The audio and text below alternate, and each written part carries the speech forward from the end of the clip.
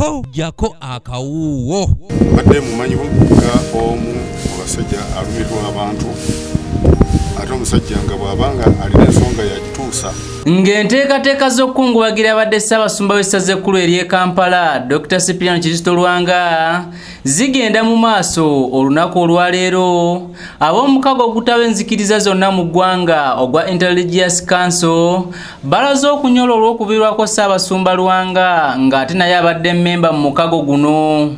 Tulina enjiiko olw'okubeera ntugereddwako abakulembeze b'enzikiriza mu ggwanga lino ate omu ku bakulembeze mu Intelligence Council Uganda Manding Council nga chairperson waabwe okubeera nti munafa atudde mu maaso ate mu kiseera kye tubadde tetumusuubiramu. Bano nga bakulembeddwamu ssentebe waabwe Sheikh Ramadhan Mubajje balaze okunyola olw'okubibwako Ssaabasumba mu kaseera ke basinga okumwetaagiramu era ono agamba nti Lwanga abadde musajja ayimirira ku kigambo kye.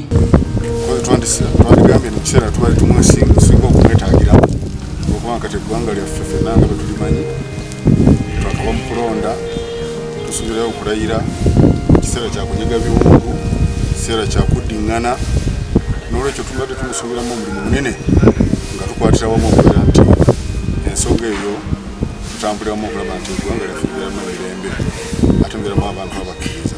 Dr. Joseph Serwadda agamba nti Ssaabasumba Lwanga abadde musajja mwerufu mu buli kyakola kyokka nti era baakumusubwa nnyo kyokka ono agumiza abafamire kubanga eno si y'enkomerero.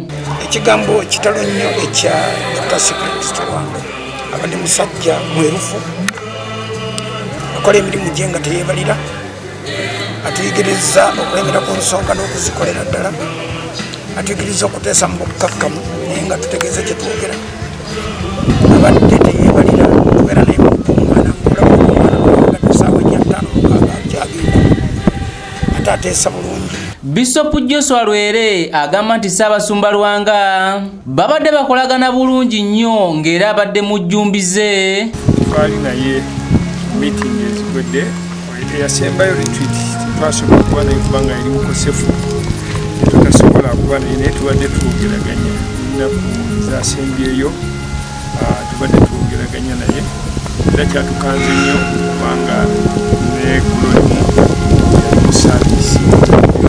Bino ebijjidde nga alipoota efulumye nti Ssaabasumba yafudde ekirwadde kya mutima ekimaze ebbanga nga kimubala embiriizi nga wakuziikibwa ku lunaku olwokuna ku Lutikko e Lubaga. Nga guvudde ku katolera k'omusaayi akalegana mu busuwa obutono obuwa omutima omusaayi. Omutima gwennyini gulimu omusuwa ogutuusaako omusaayi.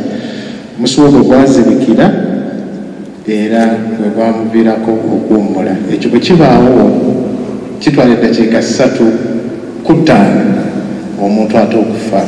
Nze Matiya Sekanjako ku lwa ABS Television. Ate ne tusabira ne famire ey'Abakatoliki bonna mu Uganda kaba bagumye eno si y'enkomerero eri obulamu oluvannyuma lw'okufa tubukolerera.